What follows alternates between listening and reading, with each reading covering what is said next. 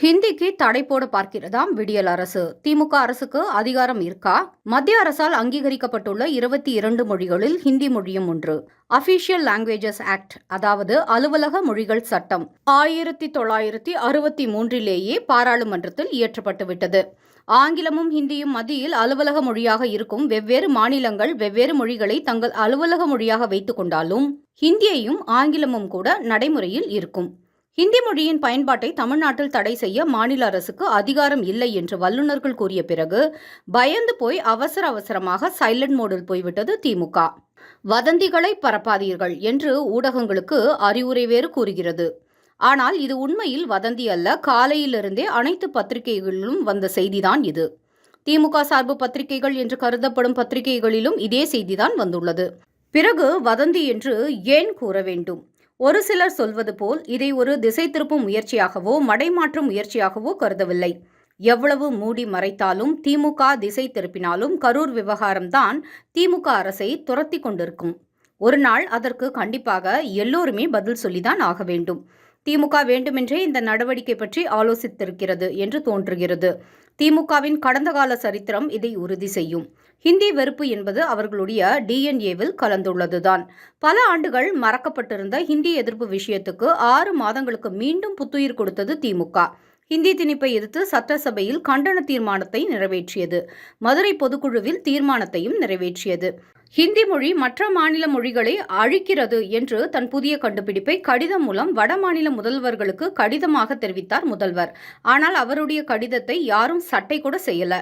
மாறாக தமிழக முதல்வருக்கு இதை பற்றிய புரிதலே இல்லை என்ற வகையில் வட மாநிலத்தவர்கள் பேசினார்கள். ஊடக பேட்டிகளும் கூட இது சம்பந்தமாக வெளிவந்தது.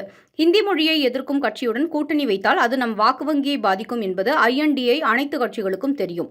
எனவே அவர்கள் திமுகவில் எந்த நிலைப்பாட்டுக்கும் நேரடியாக எதிர்ப்பு தெரிவிக்கவே செய்தார்கள். மாறிப்போன விஷயத்தை மீண்டும் கையில் எடுக்க விரும்பிய திமுக நடக்கவிருக்கும் பீகார் சட்டசபை தேர்தலில் இதனால் காங்கிரஸ் கட்சிக்கு பெரிய இழப்பு ஒன்றும் ஏற்பட போவதில்லை. தேர்தலுக்கு முன்பே தோல்வி உறுதி என்பது அக்கட்சி தலைமைக்கு நன்றாக தெரியும். இதற்கு முன்பு வரை திமுக ஹிந்தி மொழிக்கு மட்டுமே எதிர்ப்பை தெரிவித்து வந்த நிலையில் தடை செய்யும் அளவுக்கு அதற்கு துணிவு வரவில்லை. நாட்டின் அங்கீகரிக்கப்பட்ட ஒரு மொழியை ஒரு மாநிலத்தில் தடை செய்வது என்பது சற்றும் ஆலோசிக்காமல் எடுக்கப்பட்ட முடிவு. பரபரப்பு அரசியல் செய்யும் நோக்கத்துடன் எடுக்கப்பட்ட முடிவு. அரசியல் ஆதாயம் தேடும் முயற்சி. இதை எப்படி நடைமுறைப்படுத்த முடியும்? ஹிந்தி பேசுபவர்களை கைது செய்து சிறையில் அடைக்குமா மாநில அரசு? ஹிந்தி பேசுபவர்களை தடை செய்யுமா? ஹிந்தி திரைப்படங்களை தடை செய்யுமா? டிவி, யூடியூப் போன்ற சாதனங்களில் ஹிந்தி நிகழ்ச்சிகளுக்கு தடை போட முடியுமா? ஹிந்தி கற்றுக் கொடுக்கப்படும் தனியார் பள்ளிகளில் ஹிந்தி மொழி கல்வி தடை செய்யப்படுமா? தமிழ்நாட்டில் 45 லட்சம் வெளி மாநிலங்களை சேர்ந்த தொழிலாளர்கள் உள்ளனர். ஹிந்தி உட்பட பிற மொழியை தாய்மொழியாக கொண்டவர்கள் கிட்டத்தட்ட 55 லட்சம் பேர் உள்ளனர். அவரவர் மொழியில் பேசுவது தனிமனித உரிமை. ஹிந்தியை தடை செய்வதன் மூலம் தனிமனித உரிமையை பறிக்க முயற்சிக்கிறது மாநில அரசு. தமிழ்நாட்டில் மலையாளம், தெலுங்கு, கன்னடம், ஹிந்தி போன்ற பாரதிய மொழிகளும் பிரெஞ்சு, ஜெர்மன், சீனா, ஜப்பான், உருது போன்ற வெளிநாட்டு மொழிகளும் கொடுக்கப்படுகின்றன, பயன்பாட்டிலும் இருந்து வருகின்றன.